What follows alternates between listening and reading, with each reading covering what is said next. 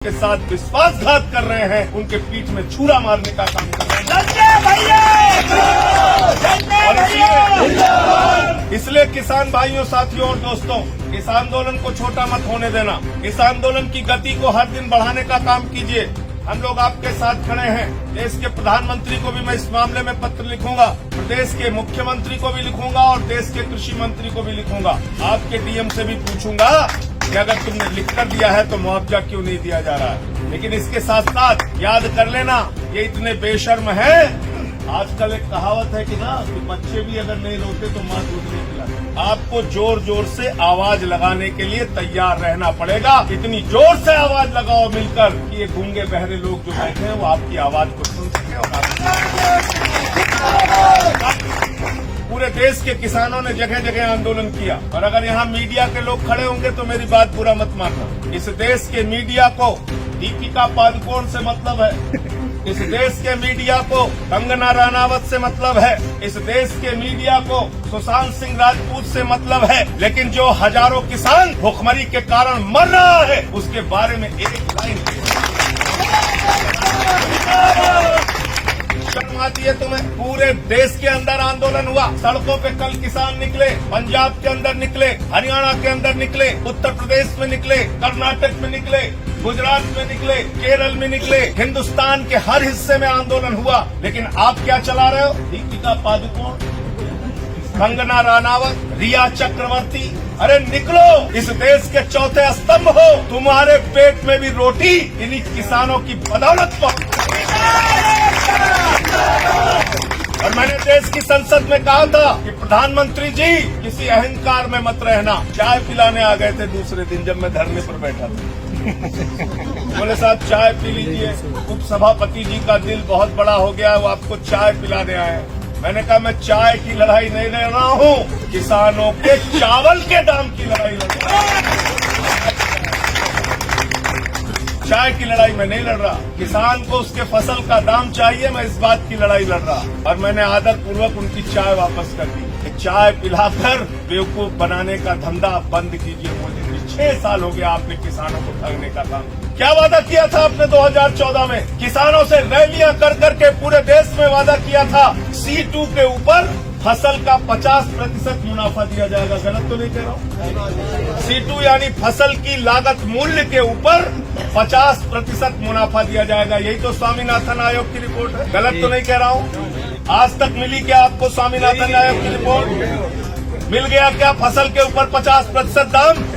और आज क्या कहते हैं? कहते हैं मोदी जी ने कह दिया, यकीन कर लो आपको MSP मिलेगी। अरे मोदी जी ने तो कहा था हर खाते में 15 लाख आएगा, आज तक नहीं आया। मोदी जी ने तो कहा था 2 करोड़ नौजवानों को रोजगार मिलेगा, 10 करोड़ बेरोजगारों की फौज हिंदुस्तान में खड़ी कर दी। मोदी जी ने तो कहा था GST से देश की तकदीर बदल जाएगी, 1 नेशन 1 टैक्स होगा, आज तक राज्यों का शेयर नहीं मिला। मोदी जी ने तो कहा था नोटबंदी से आतंकवाद खत्म हो जाएगा, नहीं खत्म हुआ। नोटबंदी से काला धन आएगा, नहीं आया। नोटबंदी के अलावा भी वादा किया था कि लाखों करोड़ रुपया काला धन हम विदेशों से लाएंगे और हर आदमी के खाते में कितना जमा कर देंगे?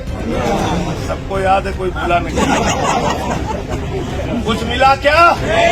तो अब अगर मोदी जी कह रहे हैं कि MSP देंगे तो MSP मिलेगी क्या? जोर से बोलिए, नहीं मिलेगी। झूठ बोलने का काम कर रहे हैं। कह रहे हैं MSP देंगे, न्यूनतम समर्थन मूल्य देंगे। मैंने तीनों बिल रात में आंख फोड़ फोड़ के पढ़ा, भैया कहाँ लिखा है MSP, कहाँ लिखा है? तीनों बिल में कहीं नहीं मिला MSP, कहीं नहीं लिखा न्यूनतम समर्थन मूल्य। तो अगर आपको कोई पूंजीपति न्यूनतम समर्थन मूल्य नहीं देगा, MSP नहीं देगा, आप न्यायालय में जाओगे, आप क्या कहोगे? जज साहब मोदी जी ने बहुत अच्छा भाषण दिया था, हमको MSP दीजिए। जज साहब कहेंगे बिल में नहीं लिखा, इसको लो और भागो यहाँ से। तो समझ में आ गई। और दूसरी बात क्या लिखा है बिल में? उन्होंने लिखा है असीमित भंडारण की छूट होगी। युद्ध और महामारी को छोड़कर कोई भी पूंजीपति आपके अनाज को, आपके फल सब्जियों को, आपके चावल दाल को असीमित भंडारण कर सकता है। ये कानून में लिख दिया गया। यानी जमाखोरी अब हिंदुस्तान में लीगल हो गई, लीगल, कानूनी रूप से वैध हो गई। जमाखोरी इस देश के अंदर कानूनी रूप से वैध हो गई। अब कोई भी असीमित भंडारण कर सकता है। दूसरा क्या लिखा, दाम पर कोई कंट्रोल नहीं। अगर कम दाम में देंगे तो आप लड़ नहीं सकते, ज्यादा दाम में देंगे तो भी आप नहीं लड़ सकते। यानी 20 रुपए किलो में चावल खरीदा जाएगा, अडानी अंबानी बड़े बड़े पूंजीपति उसको अपने स्टोर में रखेंगे और जब बाजार में चावल की, दाल की, गेहूं की कमी हो जाएगी तो वही चावल और दाल, गेहूं आपको 50 रुपए और 100 रुपए किलो में बेचा जाएगा। कालाबाजारी और महंगाई तीनों को बढ़ावा देने वाला ये बिल है। आज इस बिल की हकीकत जिसको समझ में नहीं आ रही है, याद रखना आने वाले दिनों में हिंदुस्तान के लोग खून के आंसू रोएंगे। इसलिए साथियों और दोस्तों, इस बिल का विरोध मैंने संसद में भी किया और सड़क पर भी कर रहा हूं, आगे भी करूंगा। साथ और सहयोग चाहिए, हम लोग मिलकर इस और एक बात और हाथ जोड़कर कहूंगा, चौधरी साहब कहते थे देश की तरक्की का रास्ता खेतों और खलिहानों से होकर जाता है और हिंदुस्तान में बड़े नेता हुए देश के पूर्व प्रधानमंत्री स्वर्गीय चौधरी चरण सिंह जी और देश के पूर्व उप प्रधानमंत्री देश के चौधरी स्वर्गीय चौधरी देवीलाल जी, ये दोनों किसानों के बड़े नेता हुए, जिंदगी भर किसानों की लड़ाई लड़ी, किसानों की चिंता। लेकिन उनके साथ जब वोट देने के लिए किसान जाता था तो वे नहीं देखता था कि हम जाट हैं, कि गुर्जर हैं, कि ठाकुर हैं, कि यादव हैं, कि ब्राह्मण हैं, कि दलित हैं, कि सवर्ण हैं। लेकिन दुर्भाग्य से इस भारतीय जनता पार्टी की सरकार ने हिंदू और मुसलमान में किसानों को बांट दिया, जातियों में किसानों को बांट दिया। किसान भाइयों, आपकी एक जाति है, किसान जाति, और इस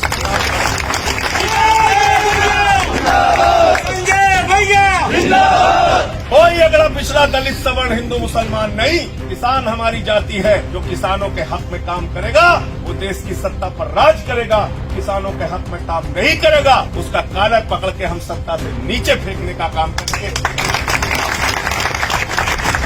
इन्हीं शब्दों के साथ, इन्हीं बातों के साथ फिर से एक बार विश्वास दिलाते हुए कि आपकी इस लड़ाई में पूरी तरह से हम लोग आपके साथ हैं। हमारी पूरी टीम गाजियाबाद के साथ ही आपके आंदोलन में रहेंगे।